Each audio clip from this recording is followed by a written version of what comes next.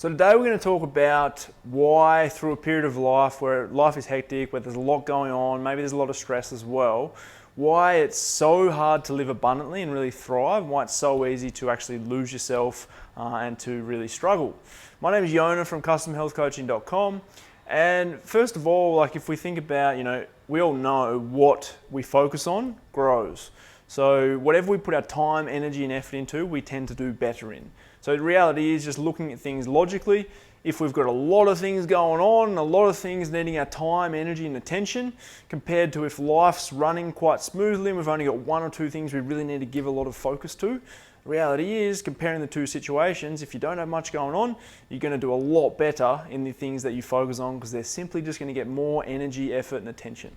But if on top of this, there's lots going on top of that, if you add a lot of stress into the mix, especially stress in, foundational areas of your life that create a lot of stability. For a lot of people, that's, finances, your career, relationships, your health, different areas, whatever's most important to you, the big pillars that create stability in your life. If you've got stress and instability in those areas, this is going to make it even harder again.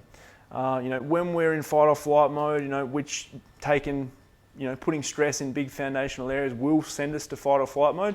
When we're in this place, reality is we can't think as clearly, our mind's really busy, we struggle to be present, our consciousness drops, neuroplasticity within the brain and the nervous system is reduced. So basically we struggle to adapt, to take on new ideas, to think differently, etc., etc., etc.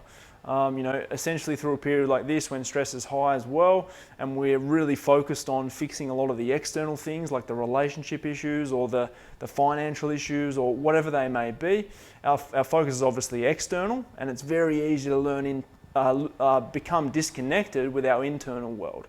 Quite often there may be a voice in the back of our head that's sort of, telling us what we should be focusing on, telling us what the problems are, but we just it's easy to ignore that voice and just focus on the big pillars because essentially we're in survival mode. But when we're in this kind of space, we tend to be not feeling really good because we know there's some different things we'd like to be doing in our life, but we're probably not in a position where we can.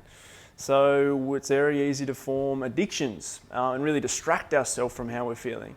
Whether that's scrolling Instagram, Facebook, or picking up little different habits that ultimately are prolonging the inevitable of diving into our internal world and actually realizing or uncovering what the real issues are that we've been avoiding and actually fixing them.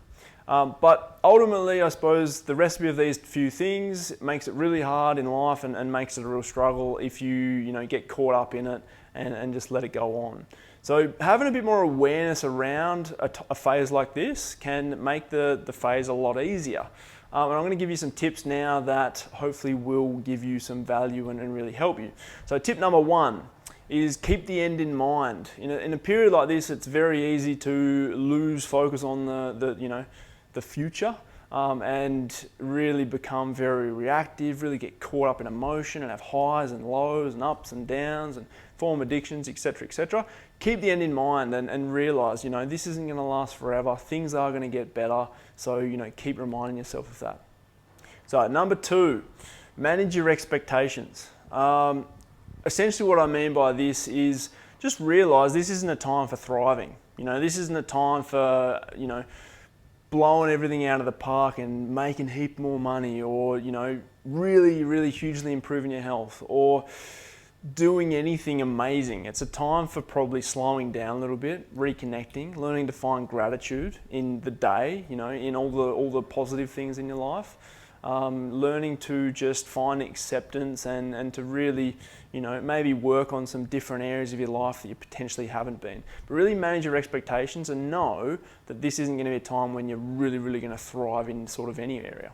Okay, number three, focus on what you can do. So, again, if you're feeling really disempowered, if life's really tough, it's very easy to get caught in that negative cycle of focusing on all the negatives, all the things you can't do, and just, continuing to stay disempowered. Focus on what you can do, even if it's little things. Focus on the daily things that you can do. Be a problem solver, become a problem solver and find ways around the obstacles you're facing. Small little things, you underestimate how much of a difference it'll make just being able to do little things and continuing to focus on what the little things are that you can do. Number 4, have supportive people around you. So, make sure you're surrounded with family, friends, close mates, people that, you're happy to be vulnerable with, you're happy to share your experience with, people that may have been through similar experiences and give you that little bit of wisdom. It's very underestimated the importance and the value of just having people in your life that know what you're going through and can just give you that bit of support if you're having a down day or if you're struggling. So if you don't have a support network, absolutely get one, find one. It's so important. And lucky last, number 5, focus on your health. Health is a choice every day. You can choose to be healthy. You can make the right decisions. Again, it might be not a time where you're absolutely thriving, but there's always things you can do. So it might be a great time to focus on things like food, sleep, just general movement, and just, looking after your health, just remaining healthy. So mental health, all the different levels of health. So number 5, and really important one, is focus on your health. That's something you can always do. So I hope this video has given you some value. I hope now, if you are in a struggle period of your life where there's lots going on, maybe stress is really high, that you now, can understand why, and hopefully you have a few tools to be able to integrate into your habits, to, manage a period like this better, make it a bit more enjoyable, feel a bit more empowered through a period like this. So take it, run with it. I hope it gives you some value. If you do want some support, if you want support with your health, if you want support through a period like this to really be able to manage your health, manage your life, and get the most out of it, that's absolutely what I do. So I would love to hear from you. Send me a DM, send me any questions, just reach out for a chat. I will talk to you soon. Have a great day. See you later.